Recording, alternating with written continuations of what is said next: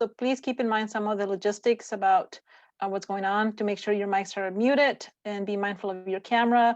The link to the booklet of the event today will be in your chat. And if you have any questions, you can put them in your chat for the presenters and the moderator of this session. So without further ado, we will give the time to Dr. Marta. Thank you so much. I hope everyone can hear me. Good afternoon. Thanks so much to everyone for being here, and thanks, a really heartfelt thanks to the team at KU Med Center for putting this incredible day of events together.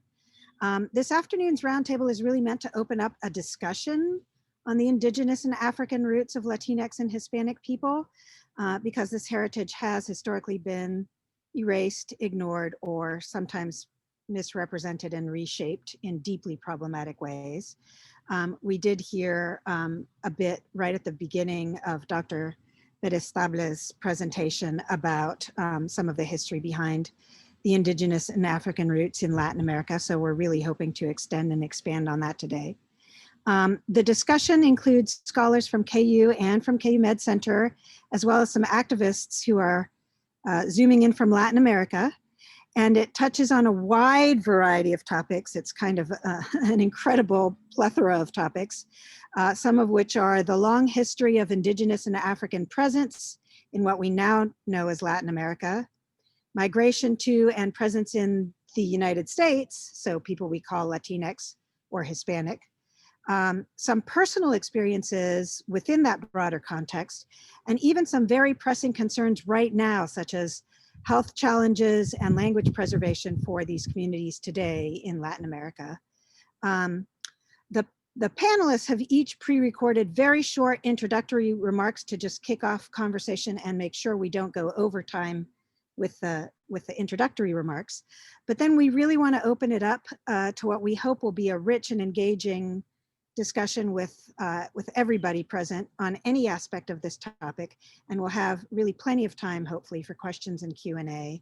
I'll give a little bit more instruction when we get to the discussion part, but my own personal preference would be that everybody just unmute and chime in with their conversation so it can really sound like a conversation.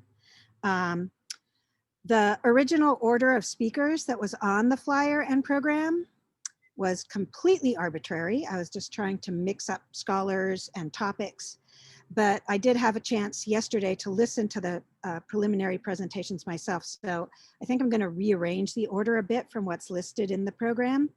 I think we're going to start with a couple of the presentations that give a more general overview and that stretch backwards in history.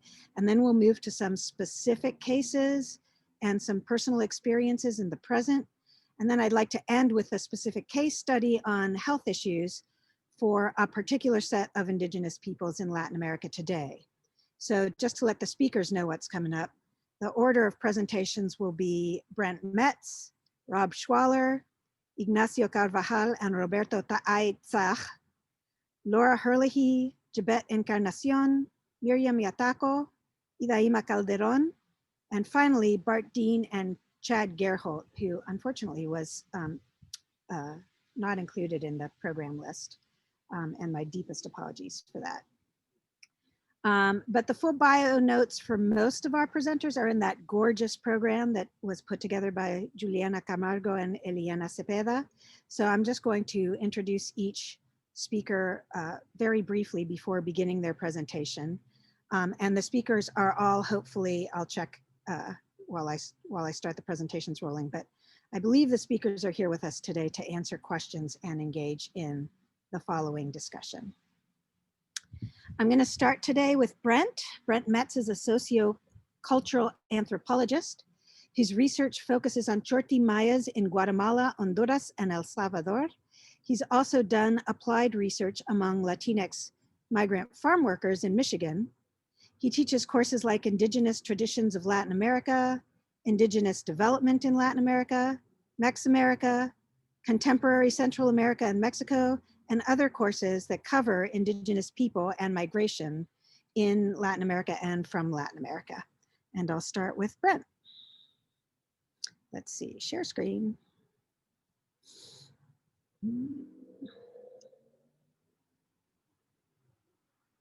Is the screen shared satisfactorily? Yes. Awesome, thanks. Brent Metz from the Department of Anthropology. And instead of weaving together a narrative for my 3 or 4 minutes, I'm just going to give you a few interesting facts about Indigenous people and migration in the United States. First of all, the first Indigenous migrants to the United States actually did not move. They did not migrate, but the border migrated. They covered an area along the border, groups like the Comanche, various Paiute and Shoshone speaking people. And the border moved south on them and cut through their territory after the Mexican-American War and the Treaty of Guadalupe Hidalgo in 1848. And that border cut a lot of those groups in half. Secondly, there's a group called the Kickapoo, who are from Indiana, who signed some treaties with the US government, but were moved and moved voluntarily also from Indiana after a series of wars in the early 1800s with the US government. Ended up moving to Kansas. Some of them did not settle down. Some of them continued to be at war with the US government, refused to lose their land and become subjugated, and were eventually chased all the way down into Mexico, where they still reside and speak Kickapoo today in Coahuila, Mexico. And so here's a Kansas, northern Mexico connection, but the migration's going in the other direction. You got Indigenous peoples seeking refuge from a very oppressive US government, originating in Indiana, passing through Kansas, and we still have Kickapoo in northeastern Kansas up by the Nebraska border to this day. Something else that's interesting, many of the early Mexican migrants that were recruited by US companies, particularly railroad companies, but also agricultural endeavors and even industries during the Industrial Revolution, were indigenous. And then they came from Western Mexico. And so if you're Latino or Latinx, that is, and if you have Mexican heritage, it could very well be that you have indigenous heritage. The thing of it is that indigenousness in Mexico is really tied to community land, community history, community language, community relationships, kinship relationships, relationships strengthened by reciprocity, sharing things, sharing work. And so once you move out of those communities and into the United States, de-indigenization is bound to happen. Nevertheless, some groups still hold on to their indigenous identity even while they're up here. Now that process of indigenous workers being recruited up here and coming to be with relatives and friends and relatives once the snowball gets rolling continues today, but the groups are coming from farther and farther south in Mexico, which is more and more indigenous. So we're talking Oaxaca, we're talking Guerrero, we're talking Chiapas to some degree, Puebla to some degree, are starting to come up here. And our three biggest groups, indigenous groups in Lawrence, Kansas, are Tlapanek or Mefa, Triquis, and Mixtecs, all from the border region of Guerrero and Oaxaca. But the migrations go even farther south, indigenous migration from Guatemala, and they're coming for different reasons. They're not just coming to improve their lives, but they're also escaping violence. And as a matter of fact, so are the indigenous ones in Mexico. But even more so in Guatemala, violence from narco trafficking, from gangs, from extractive industries like extraction of hydroelectric energy, extraction of minerals, are all driving people, indigenous people, to the United States. So you could say that the percentage of migrants coming to the United States are becoming more and more heavily indigenous, but there's always been a strong indigenous component to Mesoamerican migration. Okay. Everybody hear me still? Can Yes. someone? Yes. Okay. Yes. Yes, we hear you. Okay. Yes, absolutely. Yeah. Next up is Robert Schwaller, who's an associate professor of history at KU. And his research focuses on the history of race and the experiences of African and Afro-descended individuals in early Spanish America. His book, Géneros de Gente in Early Colonial Mexico, Defining Racial Difference, examines the development of racial categories in this region. And here's Rob. Everybody see Rob? Yeah. Hi, I'm Rob Schwaller. I'm an associate professor in the Department of History. And the issue of Indigenous and African American experiences in Latin America has always been part of my research agenda. It started when I was doing my dissertation and my first book. I was interested in tracing the history of colonial racial categories. And as I was exploring the lived experience of Uh-oh. Oh no. Oh no. Rob, come back.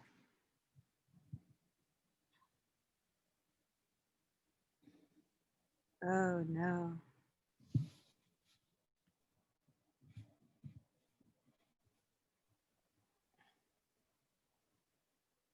Ugh.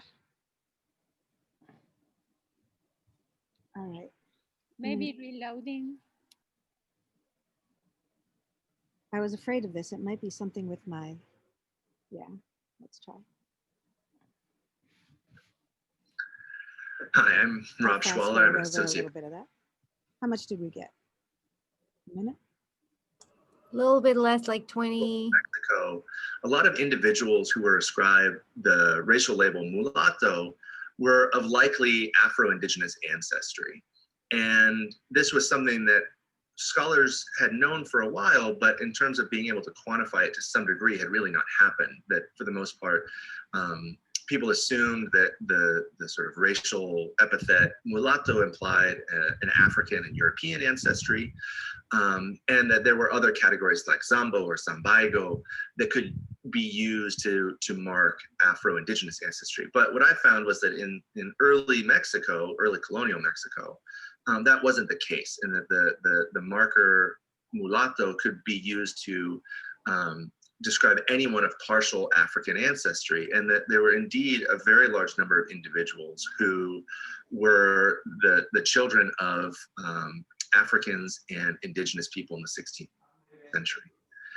And what that led me to, and sort of where my research has gone since there, is trying to do a better job of understanding those encounters, the encounters between Africans and Afro-descended peoples and Indigenous peoples, especially in the early colonial period. So the 16th century into the sort of first half of the 17th century. And what I've been working on is trying to identify sites of those interactions, and trying to branch out from Mexico and to look at sites of Afro-Indigenous interaction in a larger area. And I've focused primarily on the circum-Caribbean, so Mexico, Central America, you know, the northern littoral of South America, and of course the main islands of the Caribbean. And as I began that project, I discovered a number of very significant maroon communities. These are communities that were established by enslaved Africans who ran away from their masters, the people that owned them, and established communities, usually in sort of remote areas of the hinterland, kind of on the periphery of where Spanish development had happened. And what I found, and that's the project that I'm working on now, is sort of a deep dive into these maroon communities, is that these were very important sites of African and Indigenous interaction, and indeed in places, particularly on the mainland, but along the Caribbean. So Panama and what is now Colombia, what was then the Nuevo Reino de Granada, this is a particularly significant facet of those experiences. And that even though Panama is a good example, even though the sort of Spanish conquest of the 1510s, 15-teens decimated and almost completely eradicated the indigenous presence in, say, Eastern Panama, there were still some indigenous communities that had weathered the Spanish conquest, that had managed to survive in areas that the Spanish were not developing. And that as Africans entered that area, they formed connections to those communities and were able to survive in part because of the ways in which those communities offered material support and even simply numerical support to those African communities that were growing outside of Spanish colonialism. And I think that sort of looking forward, this is one of the things that I know that I'm part of a research collaboration that involves a number of anthropologists and as well anthropologists that are interested in biological anthropology.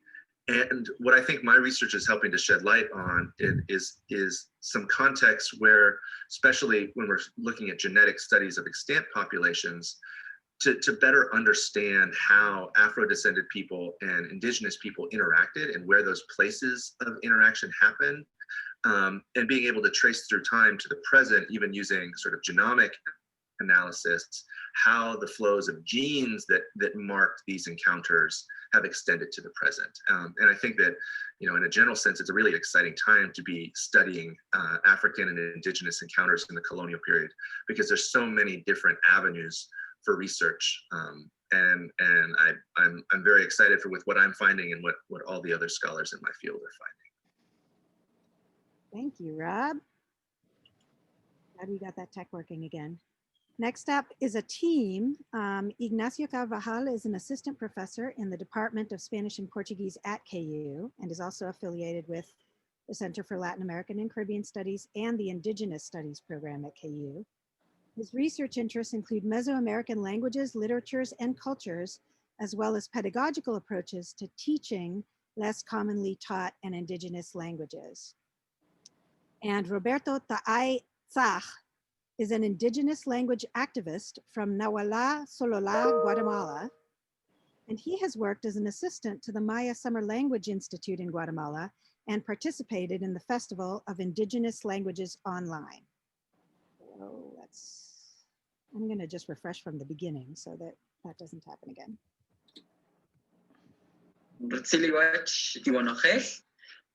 Roberto Lenubi in Agnawasha, Dinamit Reich Ishimuleo, King Gotiking or Igu Waraj Kamik, King Utskuban Ronohe. Teje Unogels, Uts Ipetik, Lenubi in Ignacio, Pa Costa Rica, Quimpewe.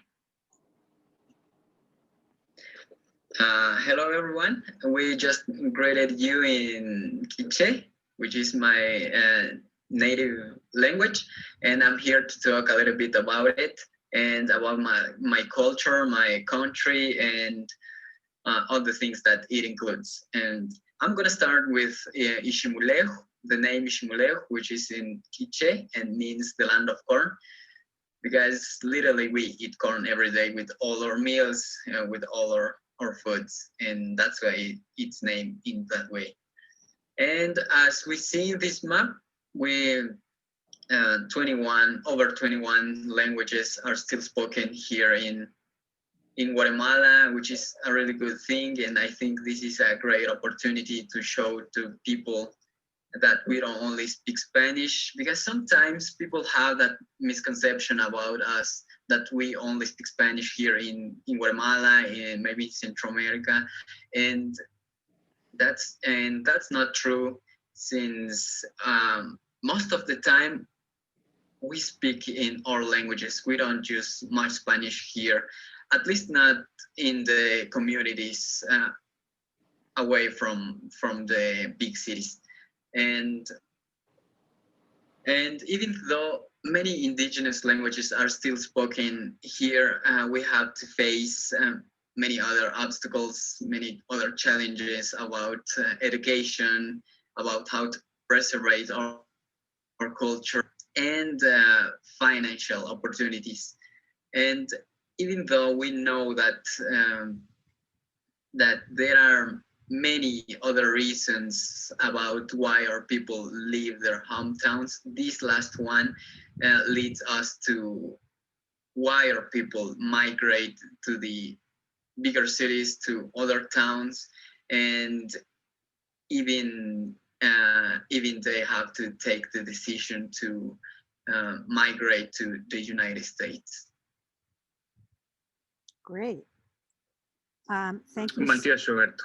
I'll use that segue to talk a little bit about the U.S. context, and I appreciate Roberto here being with us and everybody, and I'm glad to be part of this conversation, which I think importantly is becoming a bigger and bigger conversation among the Latinx community, but also beyond it. And I think we lead with the talk, a little bit of a talk about Central America, because I think that Central Americans are often sort of left out of those types of conversations of what it means to be Latinx, and a lot of study centers in Mexico or South America.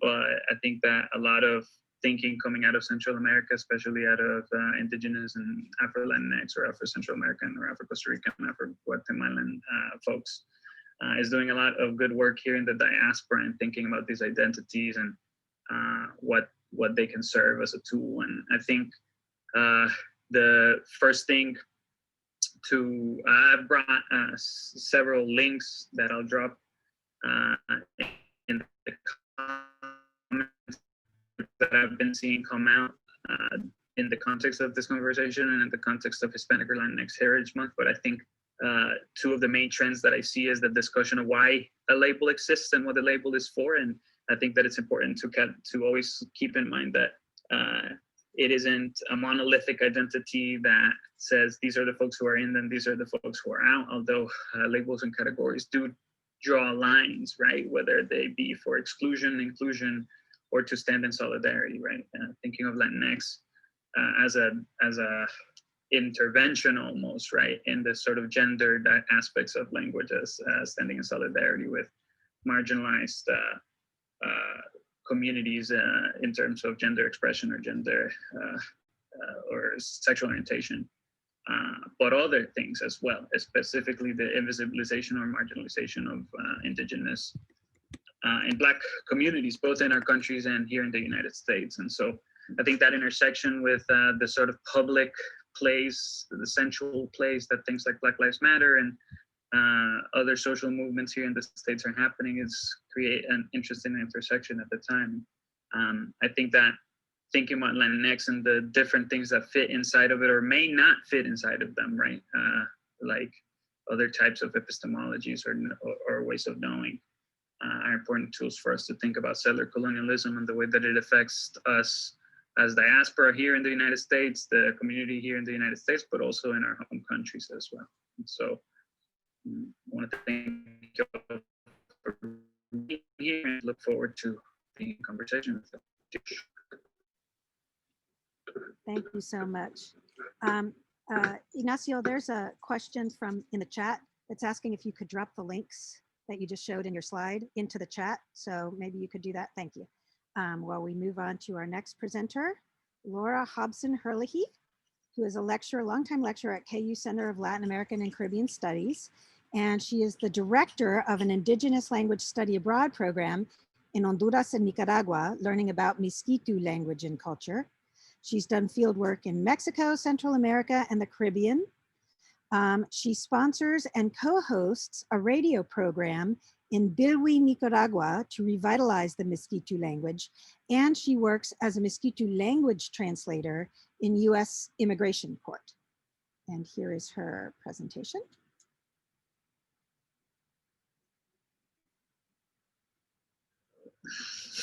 Hi, my name is Laura Herlihy, and I study the Miskitu Indians on the Nicaraguan and Honduran Caribbean coast. And I'm also an immigration court interpreter for the Mosquito language. And so I just wanted to explain the differences in the reasons that people are seeking asylum in the United States from Honduras and Nicaragua. And these are the indigenous Mosquito people seeking asylum. From Honduras, they're trying to escape the extortion from narco traffickers, similar to the Upper Triangle in Central America. And also they receive a lot of pressure to join in the narco trafficking activities because they live on the Caribbean coast where the cocaine arrives. The people seeking asylum in the United States from Nicaragua, the Mosquito people, are fleeing persecution, political persecution from a dictatorial regime, the Ortega and Murillo regime. And there's also south migration. Mosquito people in Nicaragua mostly go to Costa Rica, the capital, and also Panama City and Panama to look for work. And that is basically like a first world nation for them, either place. And from Honduras, the Mosquito Indians leave the coast. I'm going to use an arrow, and they go to the Honduran Bay Islands, which are international tourist destinations. And here they work in the fisheries industry, also carpentry, and the women do hair braiding and are masseuses on the beach in front of the big hotels. So there are about 2,000 to 3,000 people in Roatan, Mosquito people in Roatan. For their health, they are mixed indigenous Afro-descendant peoples. So they suffer from some of the same problems of each group. So from their Afro-descendant side, they suffer from diabetes, obesity, and malnutrition. From the indigenous side, and like the other indigenous peoples in the region, they suffer from cardiovascular illness, asthma, for example. Also, they suffer from anemia and also malnutrition. So their problems with their diet, and they have a lot of carbohydrates and high sugar items. The high sugar items have bought at stores, but even in their planting routine, they tend to plant more carbohydrates, and there's a lack of vegetables and leafy greens. And the fruits are eaten all at once instead of spread out over a long time. So there are problems also getting to their fields. There's food insecurity, and that has to do with global climate change and flooding and drought, and losing the knowledge of planting because of the seasonal fluctuations. And also colonists entering their land, armed colonists, they're scared to go to their fields. And the narco traffickers also are taking over their lands. So that all increases to food insecurity and is detrimental to their health, and also is the reason why they're migrating south-south. Thank you very much. Thank you, Laura. We're going to shift gears a bit. Next up is Jabet Encarnacion. She is a PhD candidate in the Department of English at KU and is currently writing her dissertation on cultural trauma and race in Dominican American novels, where she's tracing the construction of Dominican history and identity along narratives that favor whiteness and actively exclude Blacks from Dominican national belonging. And here is Jabet's presentation. Hi, I'm Jabet Encarnacion. I am a PhD candidate here at KU, and I study Dominican American literature. Well, I study all sorts of literature, but I'm focusing on Dominican American literature for my dissertation. And I'm looking at tracing the Dominican experience in the US back to the Dominican Republic and sort of where it all comes from and it all originates. And looking specifically through the lens of cultural trauma, which is when a particular event is framed in the narrative of the nation as traumatic to the whole group, and then therefore identifies the whole group, creates the identity for the whole group or helps to shape that identity. So in the Dominican Republic, I would argue that a lot of cultural trauma is constructed in order to favor an idea of whiteness and white identity. And a lot of people know this about the Dominican Republic. It's in sort of general scholarship, the Dominican Republic is seen as this country that's sort of self-denying and lying to itself and self-hating, and that the people don't know that they're Black until they leave the country and come to the US, and then they're confronted with their color. But I actually argue that Dominicans know very well what their color is. I mean, there are mirrors in the Dominican Republic so they can see, and they know that where their color comes from. It's undeniable that there is African heritage in the Dominican Republic. So it's not quite that simple that they're denying or lying to themselves, like they know what's happening. But rather, it kind of reminds me of one time I was watching the live action version of Cinderella that came out recently with Lily James. And there's this one part where the prince is with this like prissy Spanish princess. Her name is like Shalina of Aragosa. And she looks very Spanish. She has a very golden complexion and black hair. When Cinderella shows up to the ball, he snubs the Spanish princess and goes to dance with our homegirl Cinderella. And it's a really satisfying moment because, you know, he rejects the Spanish princess and goes to Cinderella, who is our main character. And as I was watching that, I was asking myself, oh, why am I cheering for the white blonde girl when the one that visually represents me more is this Shalina girl? Like, I'm seeing myself in Cinderella, but if I'm represented here at all visually, it's the other girl. So it's kind of like that with Dominicans.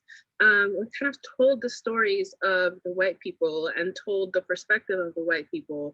And so we know what we look like, but you know, you see yourself in Juan Pablo Duarte, who was literally Spanish, and you see yourself in the Mirabal sisters, who are very light skinned. So coming to the US, it's not so much as being confronted with your color, it's more like someone asking you, why are you cheering for Cinderella when you're Shalina? And then you start thinking, oh, like, who is it that I identify myself with? And what is it that I see myself as? Not so much I know what I look like, but yeah, I see myself in people in Dominican history and legend that are, you know, more white and more white looking. So that's kind of what I'm looking at in my dissertation, and the idea that I'm grappling with about, yeah, whiteness in the Dominican Republic. It's not so simple as people think, but it's still pretty messed up, for lack of a better word. Thank you, Javette. That was wonderful. Okay, I'm going to have to shift to a different share because the rest of these are actually on my laptop. Next up is Miriam Yatako. Can everyone see Miriam's face there? Okay, good. Yes. Miriam Yatako is an indigenous Peruvian-born language rights advocate. She's actually speaking to us from Peru today. She is an expert in bilingualism and a trained sociologist, and for 22 years was on the faculty of the Steinhardt School of Culture and Education at New York University. Her research explores language policies, language rights, language discrimination, and indigenous education, and it draws on sociocultural, sociolinguistic, and decolonial perspectives. And her current research is an ethnographic study of the impact of the pandemic on Amazonian indigenous populations. Here is Miriam. Hello, my name is Miriam Yatako, and I am talking to you from Lima, Peru right now. I am very near the Pacific Ocean, and this is where I stayed because of the pandemic. I am from indigenous background. My mother is a Quechua speaker, And my father was always also from a very traditional indigenous family. He was from the coast. And actually, I have identified a lot more with that side of the family, more than with my mother's. My last name, Yataco, comes from the verb yatai, which in the Central Peruvian Quechua variety is a verb for healing with the hands. It means healing with the hands. My indigenous background has always been very important to me. I grew up in Lima, which meant a lot of discrimination against the language, especially against the language. There is also a racial issue, of course. My background is in social sciences, and I decided to go to the US to study because I felt that it was the best place for me to go. I think many of us in Latin America, and that includes indigenous Latin Americans, have this a perception about the US that is very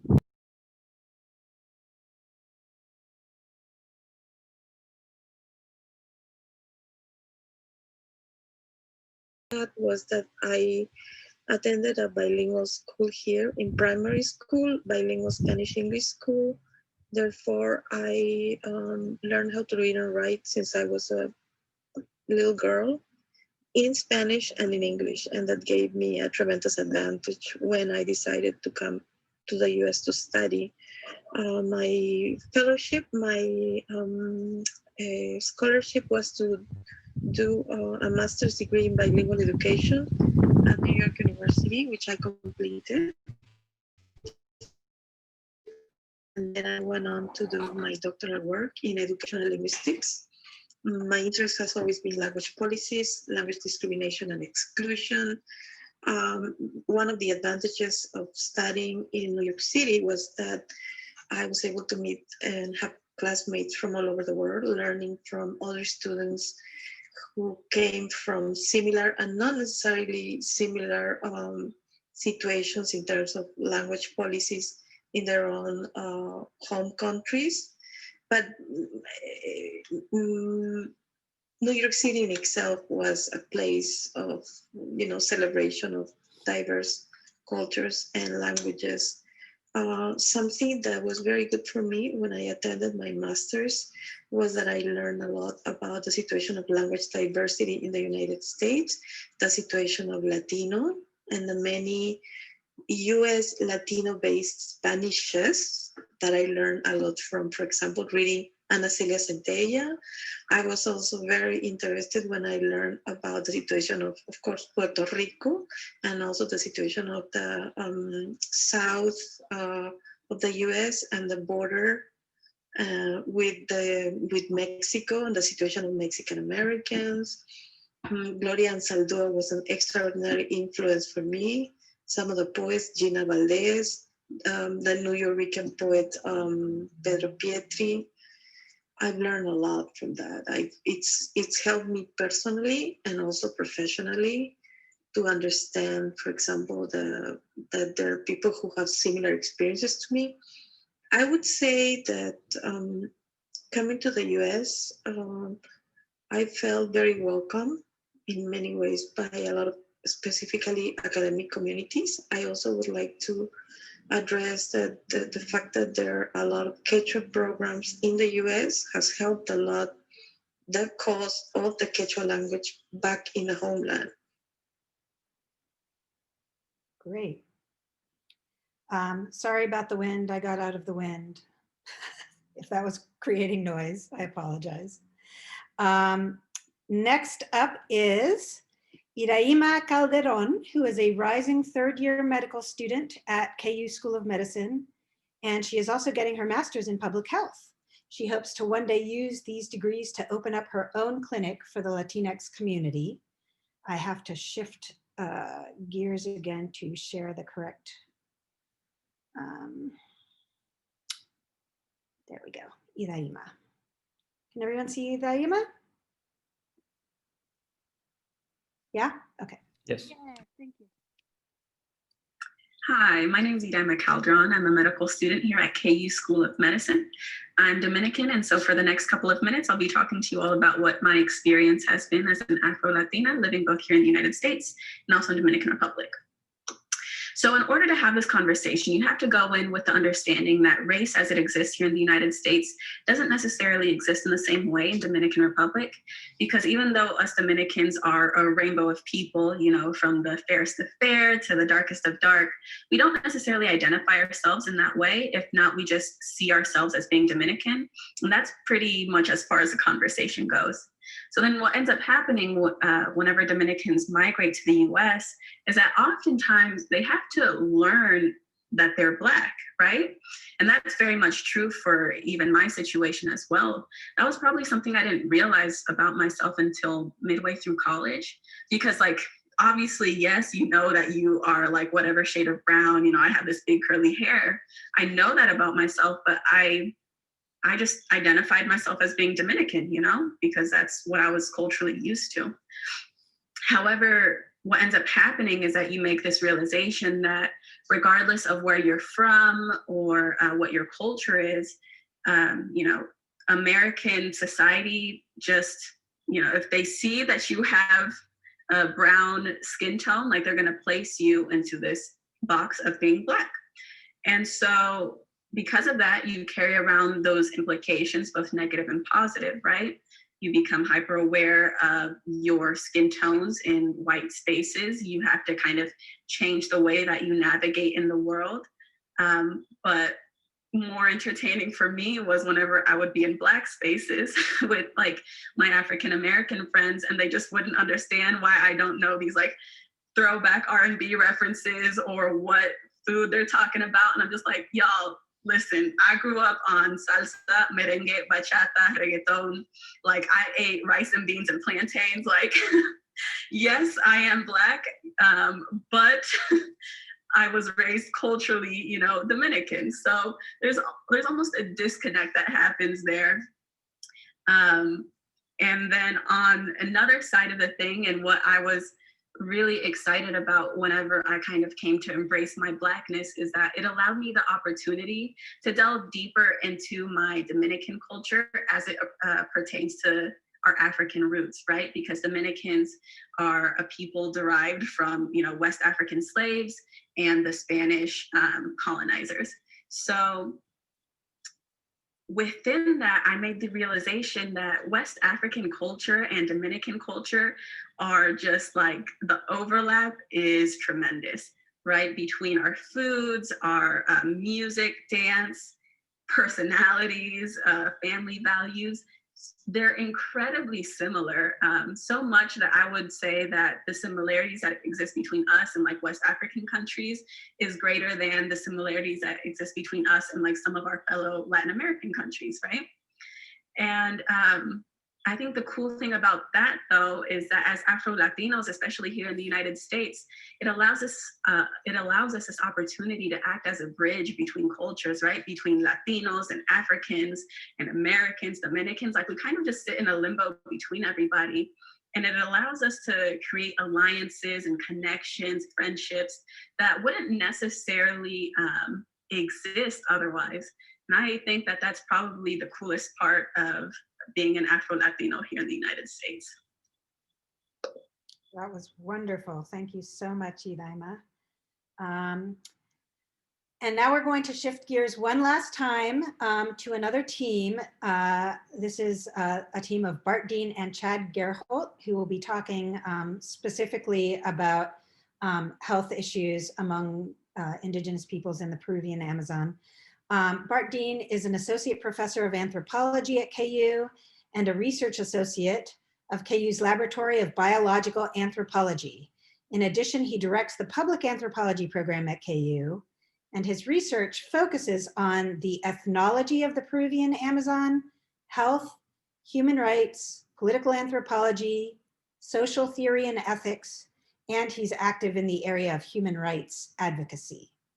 And Chad Gerholt, who will be presenting along with Bart, owns an MA in anthropology from KU and is affiliated with the public anthropology program at KU's Institute for Policy and Social Research. And let me pick up that share.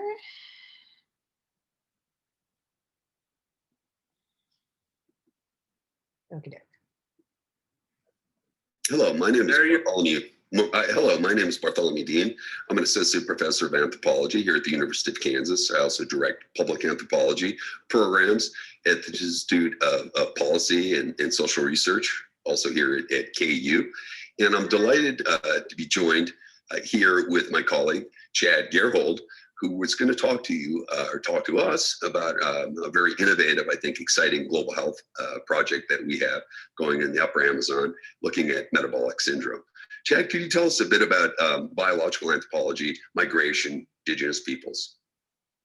Hi, Bart. Yeah, absolutely. So I'm very fortunate to be working on a project here that is looking at the Peruvian Amazon and trying to understand, as people migrate from more rural Amazonian locales into more urbanized settings, what are the health consequences for those individuals? And what we're finding is that people are losing their traditional diets and they're moving towards a more westernized diet that is based around more carbohydrates, more fats, less nutrients, and more calories. And as a result, we're seeing things such as type 2 diabetes really come into fruition in these populations, and it's really having a devastating effect on this population. Yeah, and you're absolutely right. And you know, as you know, we're actively involved and engaged with the community at the local and regional and national level.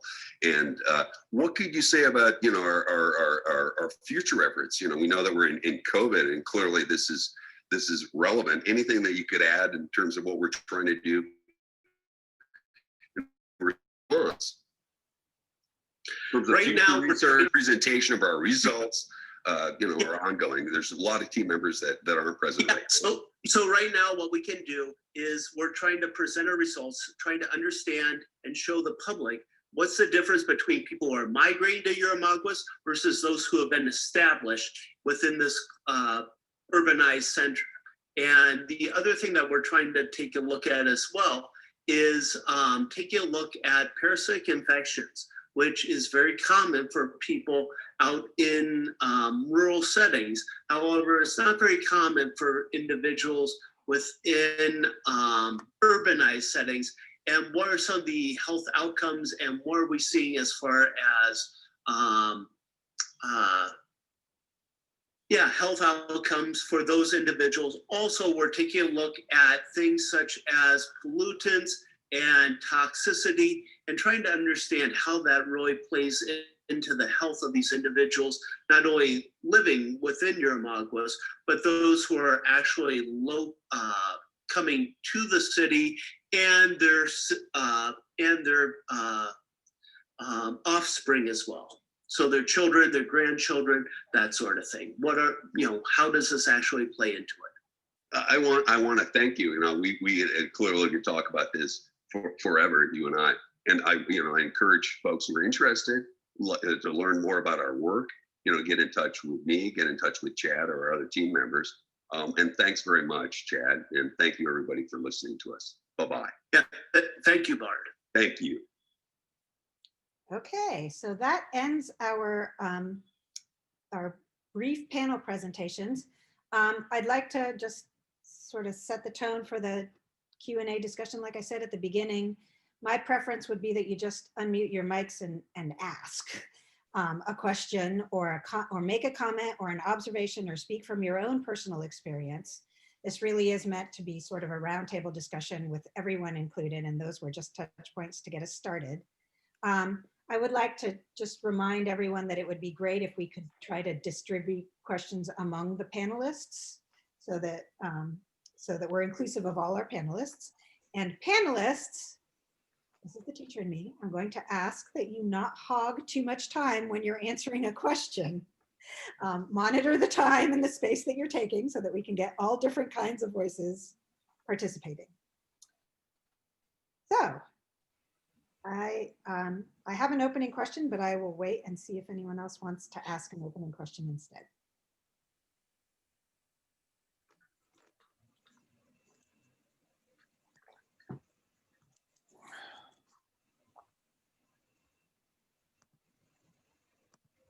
Shall I start us off just to get things rolling? One thing that really struck me when I saw your presentations for the first time, and just again when I saw them all in a row, it really struck me, is the incredible richness of the blurring of category boundaries that sort of popular culture US tends to consider discrete. Not even just that Latinos include Indigenous roots or African roots, but even more than that, things like it would never have occurred to me to think of the Kickapoo as Latin American Indigenous, or it wouldn't really have occurred to me to think of, so often when we talk about Indigenous or African roots, yes, it's very clear that there's more African roots in the Caribbean and there's more Indigenous roots in Central and South America, but sort of the blurring of these, of even the geographical boundedness of what we consider the roots is really striking. And I'm just thinking about sort of US Census checkboxes where you might have to check Hispanic, or you might have to check Indigenous, or you might have to check African, and how little those boxes represent the realities that you all just talked about in your various different ways. And I was wondering if the different panelists had like their 2-second response to that observation. Unmute yourselves. Everybody unmute. Everybody unmute. Okay.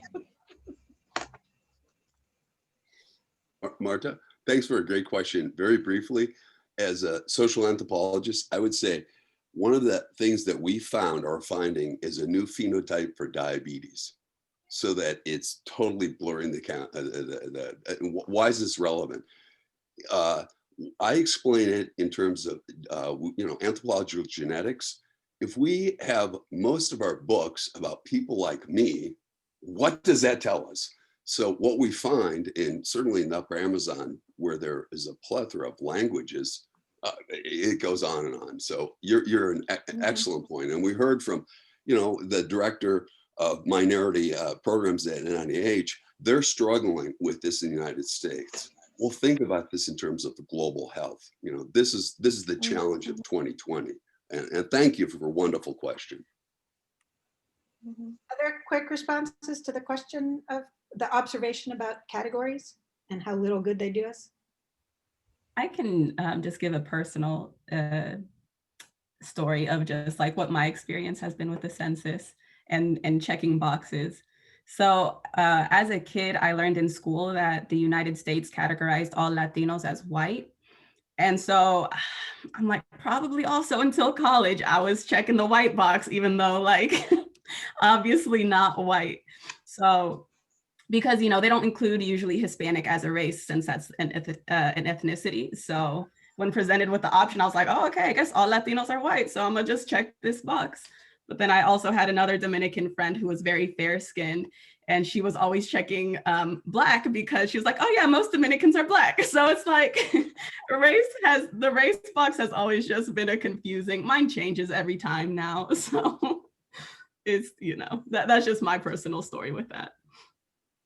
I mean, the other interesting thing I've seen about that is, even though the census has for a while now treated Latino/Hispanic as an ethnicity and not a race, I have often found in teaching my sort of intro to Latinx lit classes that my Latinx students identify themselves racially as Latino or Hispanic, and are really surprised when I tell them that in Latin America, the category Latino would mean nothing as a race, because everybody, Gabe, sorry, sun problem, because everybody's Latin American. So that's not really a meaningful category. Others? Yeah, I want to raise a point. I'm sorry. I want to actually make a question and then raise a point. So two of the presenters mentioned about the nutrition transition that some of the areas has been facing. One, I think the first presenter was in the Caribbean area, and the other one was Bar from Peru. And then the emphasis on carbohydrates. So my question first is if you know of any data presented like from those areas or gathered from those areas about the macronutrients of their diets. And also other thing that as a dietitian that caught my attention is that sometimes we emphasize a lot carbohydrates, but when we talk about carbohydrates, we need to think about which type we are talking about, because traditional diet in Latin America overall is high in carbohydrates. We are rice and bean eaters, most of us. But there are differences for the carbohydrates that are more refined and with high glycemic index, which appear to have an impact on metabolic syndrome and diabetes. And then I'm just raising that point because it's important for us to keep in mind that not to spread that Latino diet is bad, because if we look for a traditional diet, it's actually good. But I wanted to ask from the presenters if you know about any type of data on those areas about. Can I respond, Juliana? Juliana, this is a disclaimer. Juliana is a key member of our team. So she's giving some primary data and she's working on it. So others respond, pardon me. I can say this much, where I work in Central America, diabetes type 2 is starting to appear. It started to appear in the last 2 generations. People have always been eating corn 3 times a day where I go, similar to the Quiche talking about corn. And but that's the only thing they're eating. If you look at their diet back in the 30s, they ate all sorts of stuff. Especially natural stuff that you could get, hunting stuff and wild herbs and stuff. But now it's been reduced to just corn and beans sometimes. And diabetes is starting to show up. I don't know if there's a connection there or not, but the diversity of their diet is really declining. Plus, people are now able to afford soda pop, and it's the same price as purified water, or what do you call it, bottled water. So what are you going to get? You're going to take the pop. You're going to just take plain water. Most people take the pop, and so I don't study this, but it's all anecdotal. Are we talking about urban or rural areas as well? This is rural where I work.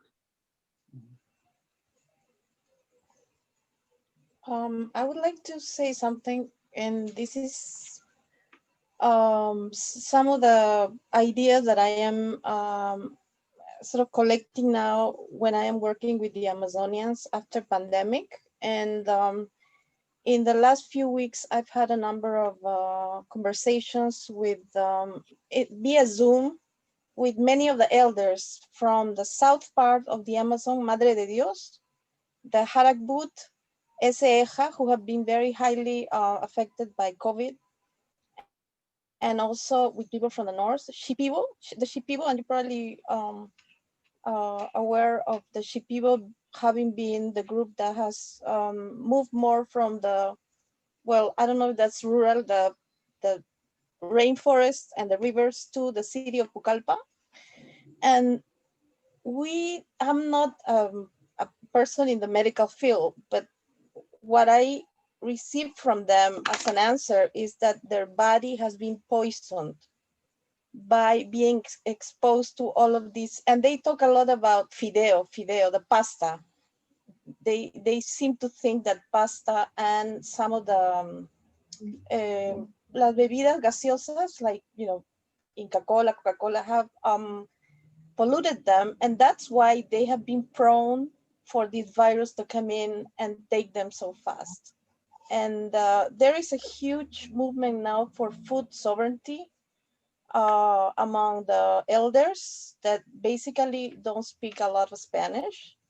And I am now observing and seeing if that is going to stay, because at the beginning it was like an emotional talk about this, like they have opened themselves to spirits that they are not supposed to, and they made their body vulnerable. No? So that's what I wanted to say.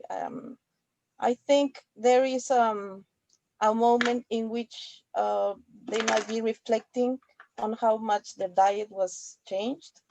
There is also an economic side, because buying pasta is a lot cheaper and it's less costly, I guess, to go back and get the kind of food that they would have before.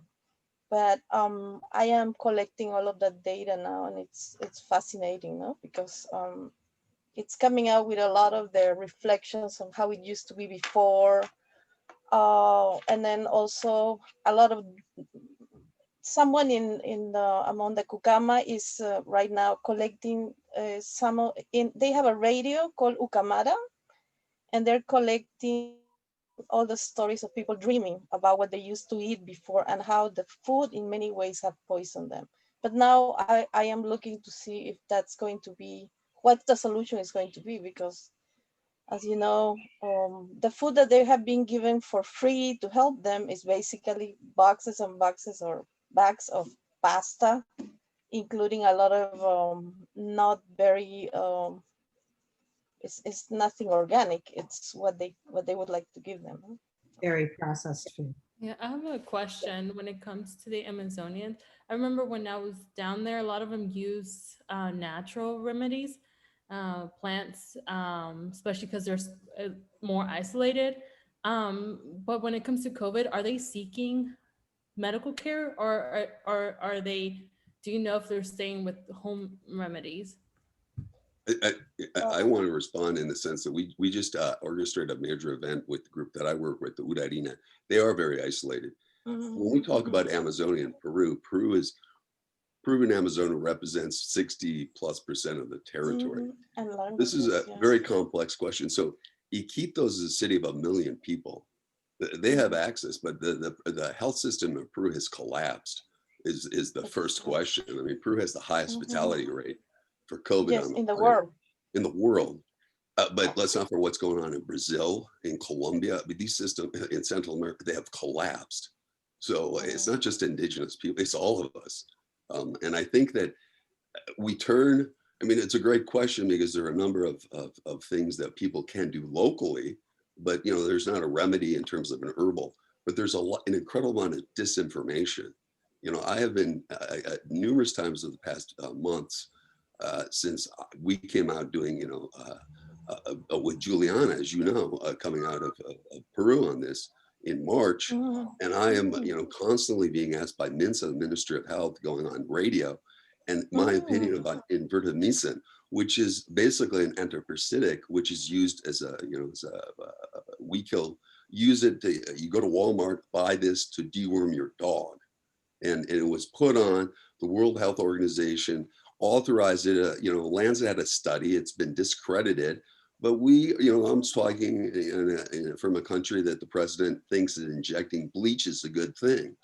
So why this is extremely important, and people like Juliana, and I'll turn over again to her, was able to communicate in a very effective way science to people. They're not ignorant, they want, information. So, I'm going to shut up and let others speak. So thank you.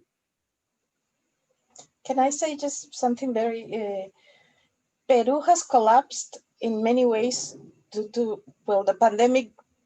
We were never really, and I'm here every day, I am on WhatsApp and on internet every day with the Amazon. And between May and June, I think that I was so desperate because every day, every 3 or 4 days, people would say, someone died, someone died, someone died. And I was like, but this is what I wanted to say. There was a response. They contested from the Shipibo community. They created a group called Comando Matico. Matico is an herb that they decided, they use it, even my mom, I remember it's all over in the Andes and in the Amazon. My mom used to give us Matico, and people say that it's a very anti I guess infections. So they have created, I have a video of that I am going to share sometime. They created like a team of people who sort of self-nominated themselves as nurses, and they began to do like different kind of medical interventions, I guess, like nurses, and they would put them in specific areas, like, and they would take the boat and take the matico herb together with certain other herbs and something they call sacha ajo, which is a garlic, and they would have them drink because they were abandoned. The state simply, they became infected, and the state said, this is not my problem, boom. And so many of them have passed away. So Comando Matico now are like the heroes, not only of the Shipibo, but they help even the mainstream, I mean, the other Peruvians that were there. And I have been interviewing them a lot too, because I think they have a lot to say. And they are great believers that not only that matico as an herb was important for them to be able to drink it, hot like teas, and then do some inhale it like in a vapor kind. They have their own techniques, no? But also I think it has a lot to do with trying to connect with the healing of matico as a spirit plant, no? As a plant that has a spirit. That's one I leave.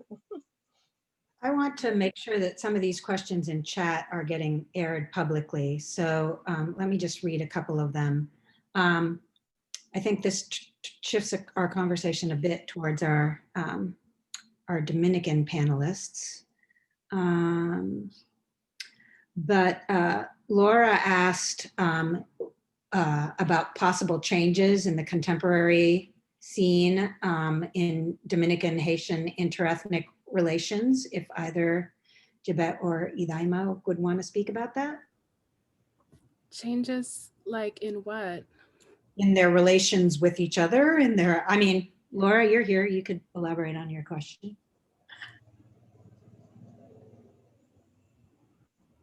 No? I'm just getting the buttons down, Pat. Yeah, so I was just curious if the typical way that we've been taught and read about interethnic relations between the DR and Haiti have changed along with DR self-identity. So Jibet, I think you were saying that traditionally or stereotypically people say that the DR deny their Blackness.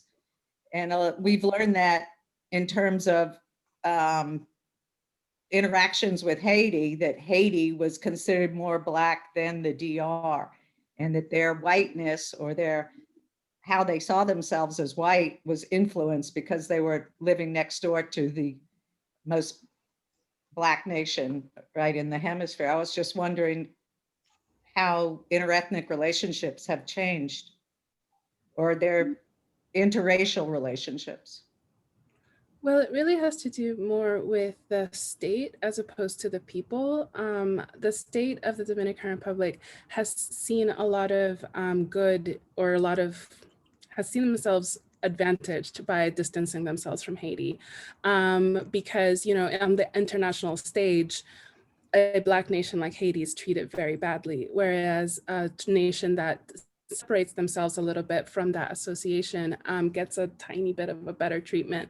So it's been a really unfortunate thing that's been happening just throughout its history, that the Dominican Republic has distanced itself from Haiti in order to get better treatment from the United States, from Spain, from France, from all those countries that were directing a lot of anti-Black treatment towards Haiti. And then a lot of the state's messages to the Dominican people are, we are different from Haiti and we have to be different from Haiti. Whereas the people themselves who were living among Haitians all the time, and were interacting and living together and seeing all these things, didn't necessarily feel that way for a long time. And especially in the border region, which is like this mountainous region, it's far away from the capital, it's a little bit lawless. So they had a lot more hybridity, a lot of interaction.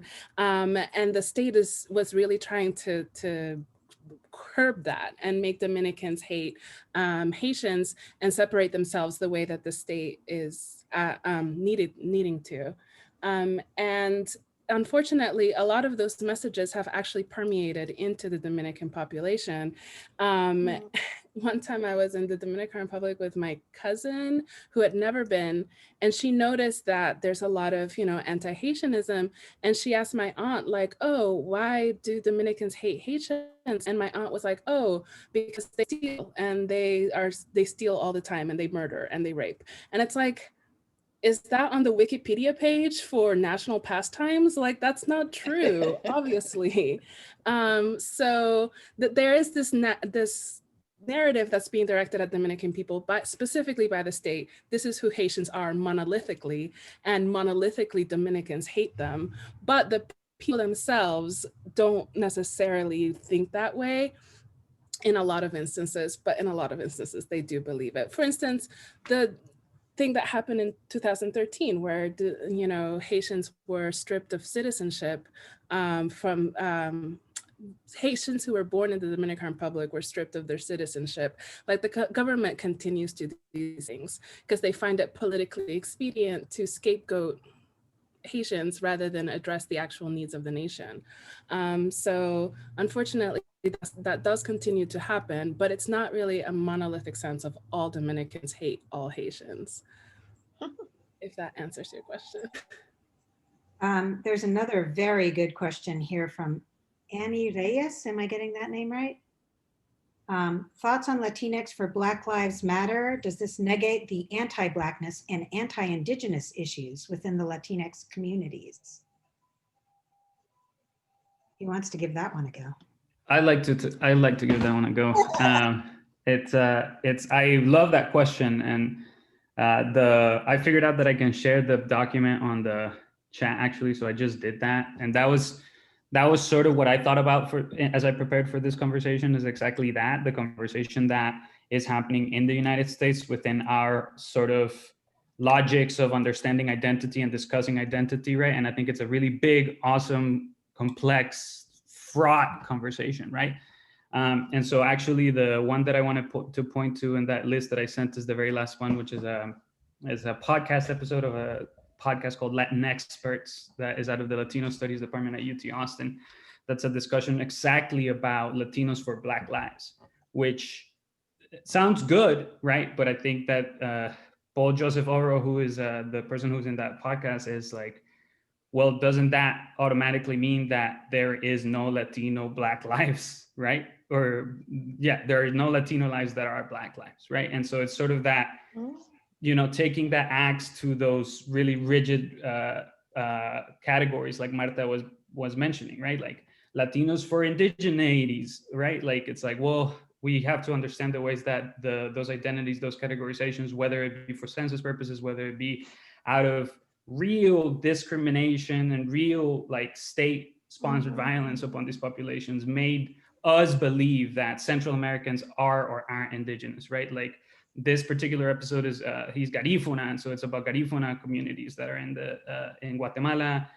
Laura might know a little bit about this, and the Mezquito communities going down into Nicaragua. And we know that these ethnic and racial and national divisions are very strong, even in Central America. I'm from Costa Rica. If you talk about xenophobia towards Nicaraguan immigrants into Costa Rica, it's a very real thing. So I think that the conversation is, in fact, very interesting, especially thinking about diaspora in the United States, because it does push against that ethnicity as nationality notion that we tend to have. Like, no, I'm not white, I'm Mexican or whatever, right? And so I think that it's examining these categories with a sharper lens. And I think that is a really big deal, because I think both in our home countries as in this country, we're very much, I think, in a public eye contending against and seeing anti-Black, anti-Indigenous attitudes, and understanding those, I think, goes that. And so I sent the page, includes a couple of things like why a Black Latina Black Latina, I just said it, she's like, I'm not a proud Latina, I'm a Black person. And so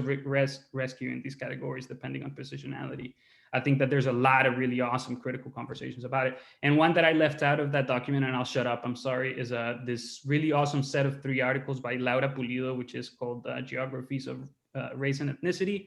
And it has, I think the first one is like an environmental impact of communities of color in California. The second one, I forget specifically, but the third one is really interesting because it's about Chicana, Chicanx studies and sort of the reliance of indigeneity, like Aztlan, and how that is an indigenous type of identity that gets incorporated into a Chicana, Chicano, Chicanx identity in the United States in a certain way. And it's really interesting. So that's what I'd say about that, and I'll shut up. But thank you for that question, because I think it's a pressing question for our political moment. There's some really good questions. Yeah, don't shut up. Shut up in the chat. There's some really good questions. One for Roberto Taay, and then a corollary question for Miriam. Roberto, what structures are in place in Guatemala for indigenous communities to keep their multiple languages? Is there formal education in multiple languages available, for example? And then the follow-up was same question for Miriam, but in Peru.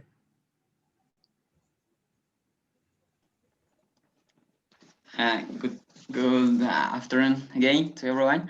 And that's a really good one, since I think many people think that government has, I mean, we don't have any support for the government here. We have to like to spread our language just through the time by our own. We still have our languages, and no matter what happened back then,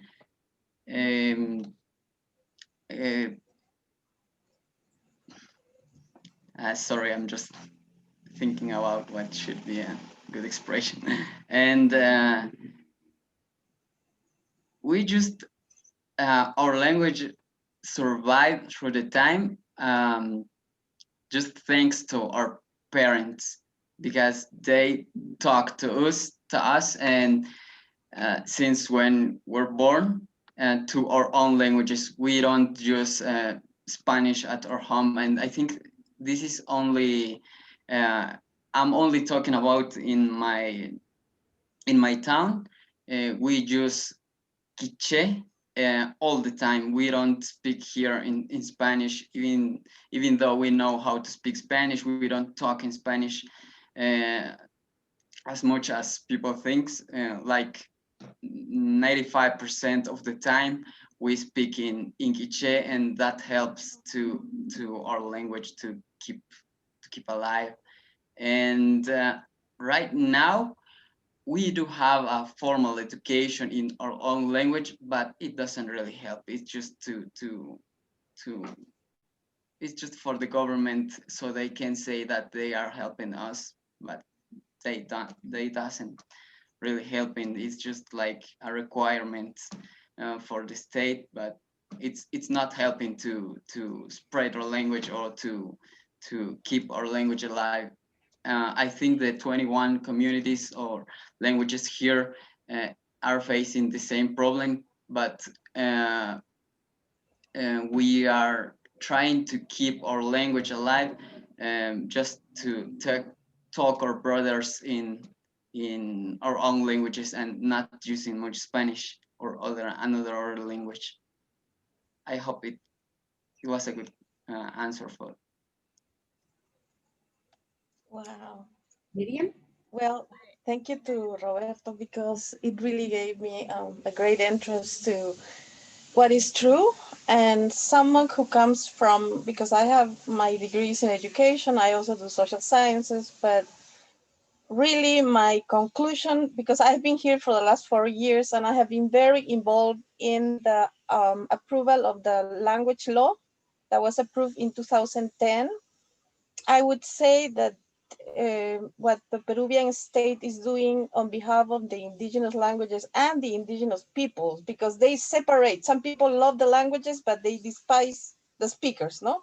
Putting them together, nothing. And I would say that the bilingual, the so-called educación intercultural bilingüe, but they keep on changing it, intercultural bilingüe or bilingüe intercultural, and they do all these games, is a continuation del epistemicidio. I don't know how to say, see my English, because I've been here 4 years. Yeah, I'm completely in Spanish every day. It's an epistemicide. Do you say that in English? Sure. It's exactly that. All of the bilingual education programs, what they're doing is doing symbolic violence against the real ways in which people communicate through the languages, the traditional ways that have been that have continued, even though the marginalization, the discrimination, the exclusion, and that's why we've had bilingual education without the intercultural for the last 60 years, and the bilingual education and the languages are totally centered into writing the language, using the Roman alphabet and forcing the language, forcing the speakers, and they don't write, and they're not going to write because it's not, they distrust that.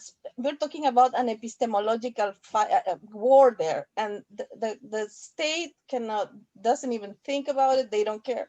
So the languages and the speakers resist through what Roberto was explaining, speaking to the parents, being able to have the intergenerational connection of inheriting the language. But that also, it changes. There are regions in which Quechua, for example, I'm talking just about Quechua, we have 47 approved languages by the state, by the Ministry of Culture. We have that. There is a legislation that is printed. It was approved by the Peruvian government. No? But I mean, I don't want to go too much into details, but there is still a lot of discrimination if you go and speak Quechua in the city of Lima. And I know that very well because I grew up with my mom. We had like a home language, an outside language, and a language outside of the house. Therefore, when I go into the US, I found so many parallels. You know, it was it expanded me a lot in terms of experiences. No? And then through language, I mean, and through language resistance and language, you know, as a having a border.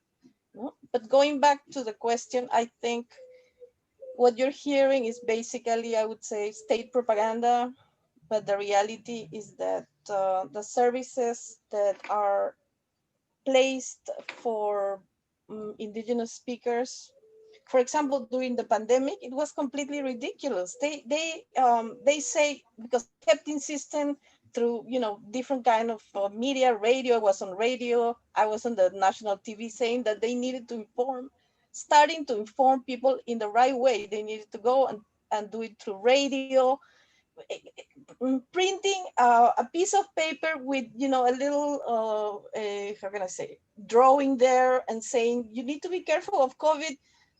It wasn't going to work. Again, we have, you know, this epistemological that has not been resolved, and I don't see any resolution any soon. So the languages are being... As a positive follow-up, having worked in Peru for my entire adult life, there are some positive coming from the indigenous rights movement. And I'd want to indicate IDSEB, in their Indigenous Teachers Program, we do see movement, we do see positivity. In other words, their blueprint for ways forward, not coming from me, but coming from indigenous peoples themselves. So there are and so that's a good thing in terms of Peru shouldn't be a victim, even though it's been victimized. So yeah, but I'm another side of it. I'm talking about the state, no? The state, the yeah, and so the Peru and the indigenous peoples have had to take that space. Exactly. Yes. And, exactly. Yeah. Let me just read some follow-up comments from the comments. There was a question about percentage of indigenous speakers in Guatemala. What total percentage in Guatemala are indigenous? And Ignacio responded, maybe 40%, right, Ignacio?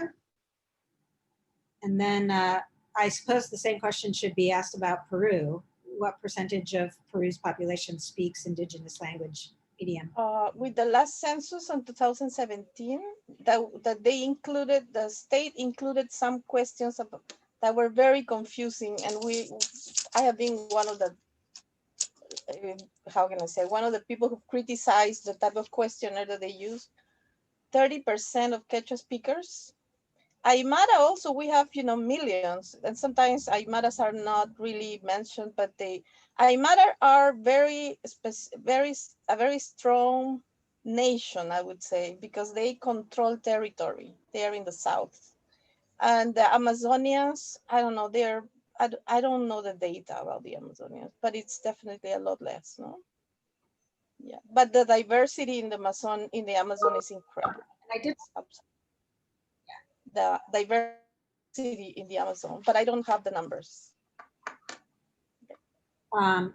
Changing topic just because I want to capture some of what's going on in chat. There's a wonderful discussion that echoed a discussion earlier this morning about quote unquote folk remedies versus, scientifically recognized remedies. And Laura wrote, plants being used in Mosquitia rainforest to heal symptoms of COVID are eucalyptus, lime, sorry for the dogs, garlic, ginger, dogs.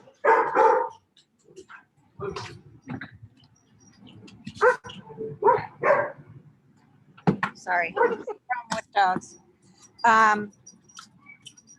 Garlic, lime, ginger, mulberry, and miniature savanna bamboo.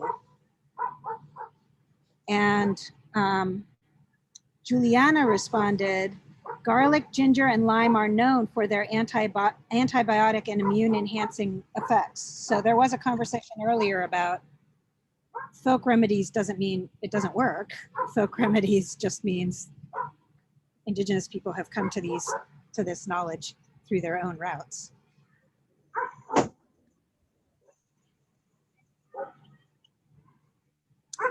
Mariana wrote, are there resources in Kansas for people who speak Quiche and other Guatemalan indigenous languages?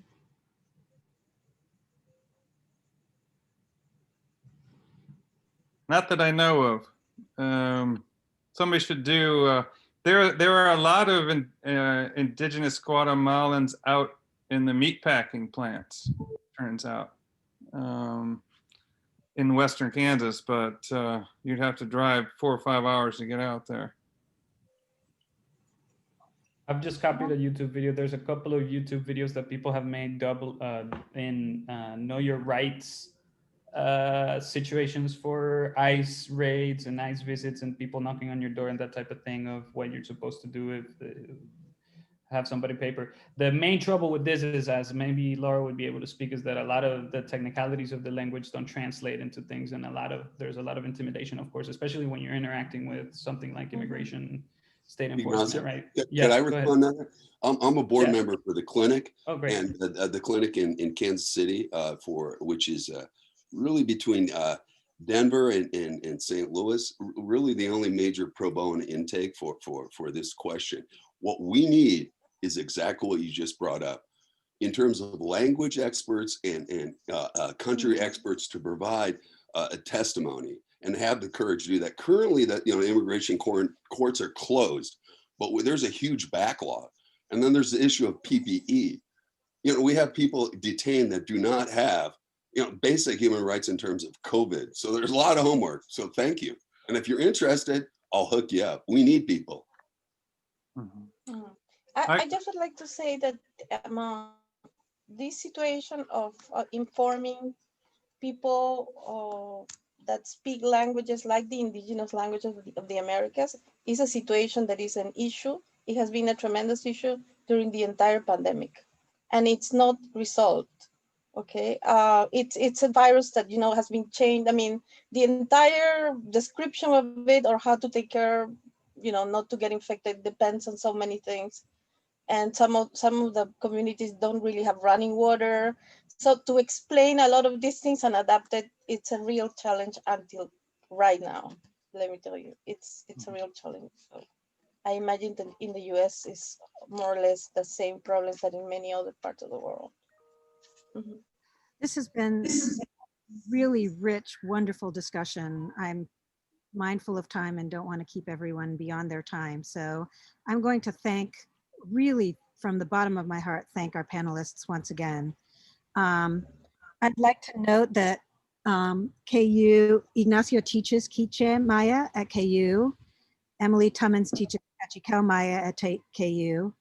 We're trying to find an instructor and hopefully we'll find someone by next year or the year after to teach Tlapaneq, because Brent Mex was the one who pointed out to us that we have a large Tlapaneq speaking community in Lawrence. And the hope, of course, is that some of the people who take these languages would go on to provide interpretation and resources in health settings, in legal settings, for Indigenous speaking communities. So that would be the next step. And it seems like it's a really crucial step. Thank you to all of you so much. And thank you to the organizers of the day, Juliana, Brenda, Mariana. Thank you to the KU Med team. I really appreciate it. Thank you, Martha. And I know that we have Dr. McGee who would like to do closing remarks for the day. Okay, thank you, Brenda. Well, good afternoon again, everyone. I am Geraldine McGee, just like Brenda just stated. And first, I do want to thank all of you for joining us today for our 4th annual Hispanic and Latinx Heritage Month Research Day.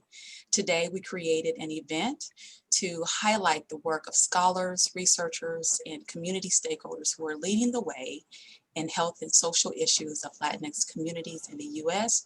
and Latin America, with the goal actually of supporting a diverse scientific workforce, improving awareness of scientific health disparities, and developing research collaborations.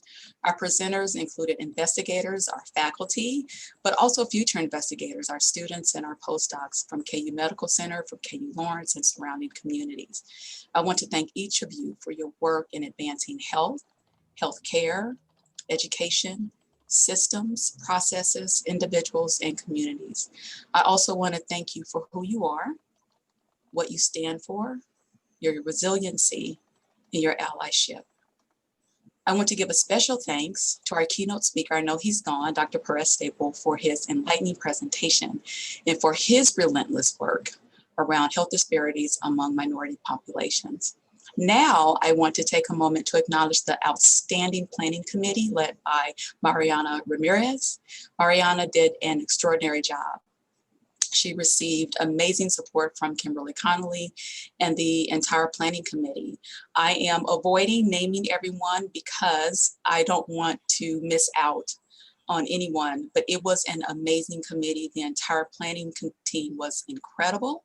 And I'd like to give them all a round of applause for their commitment, their thoughtfulness, their innovative approaches, their collaboration, their passion, their inclusion, their attention to detail. So I would like for us all to take our mics off of mute and to give the planning committee led by Mariana a round of applause. If you will join me, please.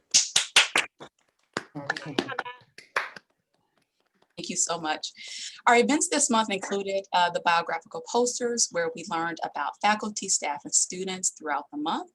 We also convened a Tuesday morning Jayhawk coffee break where we learned about our KUMC community. Additionally, there were courageous conversations. One evening we watched and discussed a film, and today we closed out with Research Day. And again, may I point out, all of this was done virtually and it was extraordinary. But I want you to know that we could not do any of this without Alexa and Stacy in the Office of International Programs. In closing, I'd like to say that I hope you all join us next year. I hope you have completed your 2020 census, and if not, please do. And advanced voting starts today in the state of Kansas. So again, thank you for attending. Thank you for your patience with the Zoom link earlier today.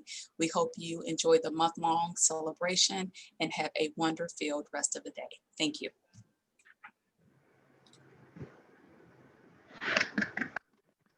Thank you everyone for participating today. Have a wonderful evening. Thank you so much. Take care.